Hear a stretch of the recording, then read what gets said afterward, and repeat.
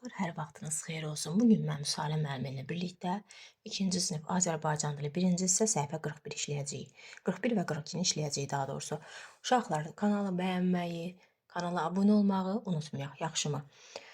Keçək tapşırıqlara. Mətn ilə şəkil arasında uyğunsuzluğu müəyyən edinci tapşırığına baxın uşaqlar. Şəklə diqqətlə baxsaz, görürük ki, uşaqlar mətndə nə yazılıb? Mətndə yazılıb ki, Süsən üzülür, məktəbə getmədiyi üçün darıxır, düzdürmü? Kədərlidir də. Amma şəkildə fikir verin, Süsən sevinir. Elə bil məktəbə getmədiyi üçün sevinənə daha çox oxşayır, düzdürmü? Gülür, gülümsüyür. Ona görə də uyğunsuzluq pozulub, düzdürmü? Gedək tapşırıq C bəndinə. Şeirin hansı bəndləri Süsənin dilindən deyilir? Uşaqlar, birinci və dördüncü bəndi müəllifin dilindən deyilir. Amma biri, ikinci və üçüncü bəndlər isə dərslərimi öyrəndim, bəs indi mən nə edim? Axı öskürək məni qoymur məktəbə gedim. Bir də anam bəkməz içirir, limon verir sağalım. Əlində qalmışam mən öskürəyin cığalın. İkinci və üçüncü bəndlər yazacaqsınız ki, Süsənin dilindən deyilir. Tamam mı? Getdik tapşırıq deyə. Hadisələrin səbəbini yazaraq cümlələri tamamlayın. Süsən məktəbə getmədi. Çünki nə? Uşaqlar, niyə getmədi? Çünki xəstələnmişdi yazacaqsınız. Xəstələnmişdi. Yəni qısa yazaq səbəbini, niyə uzatmağın, uzatmaq lazım deyil. Süsən öskürürdü. Ona görə də anası nə etdi uşaqlar? Ona bəkməz içirdi. Və yaxud da deyə bilərsiniz ki, bəkməz içirdi və limon verdi. Ürəyiniz necə istəyir? Süsən tez sağalmaq istəyirdi. Çünki yazacağıq məktəb üçün darıxırdı. Və yaxud da deyə bilərsiniz ki, çünki tez məktəbə getmək istəyirdi. Yaxşımı uşaqlar? Getdik tapşırıq E-yə. Süsənin məktəbə getmədiyi günlər haqqında gündəliyinə nə yazardı? Verilmiş plan əsasında Süsənin gündəlik qeydlərini yazın. Uşaqlar, planda baxın, birinci yazılıb gün, ay, il, düzdürmü? Mən bu günü götürəcəm. Götürəcəm 21 oktyabr 2025. Ya Süsən bu gün yazıb, siz hansı günü istəsəz götürə bilərsiniz, fərq etməz. Yəni tarixi qeyd edirsiniz. Daha sonra isə yazırsınız ki, Süsənin başına gələn nə hadisə gəlmiş? Süsən xəstələndiyi üçün məktəbə getməmişdi. Çünki onun boğazı ağrıdırdı, öskürürdü, düzdürmü? Bu hadisə haqqında deyir Süsənin düşüncələrini, hisslərini yaz. Arxasıca da yazacaqsınız ki, məktəbə getmədiyi üçün Süsən çox bikef idi. O istəyirdi ki, tez bir zamanda sağalıb, dərsə gedib, uşaqlarla söhbət etsin, dərslərdə fəal iştirak etsin. Düzdürmü? İstəmirdi evdə qalmaq, darıxırdı məktəb üçün. Yəni ürəyiniz necə istəyir, eləcə qurub yaza bilərsiniz. İndi isə keçək 2A tapşırığına. Mətni oxuyun, hadisələrin baş verdiyi yerə diqqət edin. Uşaqlar, mətndə nədən gedir söhbət? Gəlin baxaq. Bugün çimərliyi səs-küylü idi. Hippo hamıdan çox əylənirdi. Günəşin parlaq şüaları altında ilıq suya tullanır, sevinclə atılıb düşürdü.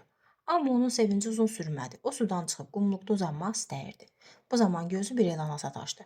Elana baxaq uşaqlar. Milçəkdən filə qədər hər kəs xəbərdar olsun, axşam düşənə qədər hamı peyvənd olunsun. Elanı oxuyan Hippo qorxuya düşdü. Dostu Leyli onu sakitləşdirdi. Hippo həyəcanla dedi.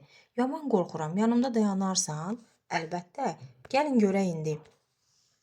Növbəti davamında nə deyir? Hippo ilə Leyla birlikdə həkimin qəbuluna gəldilər. Hippo qorxudan ağappaq olmuşdu. Həkim onu görüb təəccübləndi. İlk dəfədir ki, ağ begemot görürəm. Yoxsa nədən qorxursan? Leyla tez cavab verdi. Xeyr, bu qeyri-adi begemotdur. O istədiyi vaxt boz və ya ağ olur. Həkim elə iynəni hazırlardı ki, Hippo otaqdan yox oldu. Hamı onu axtarırdı.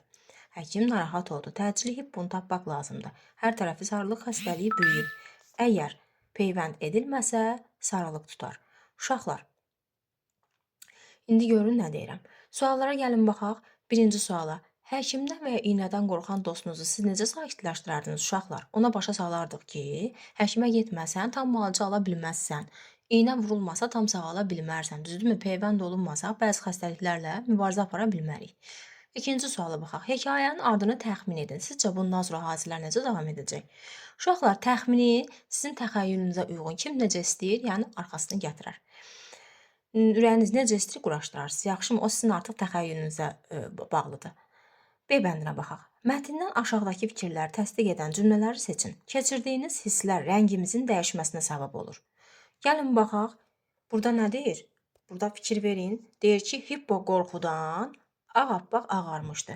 Deməli, keçirdiyimiz hisslər qorxudan Hippo ağ rəngdə olmuşdu da, düzdürmü? Bu cümləni yazacaqsınız. İkinciyə baxaq.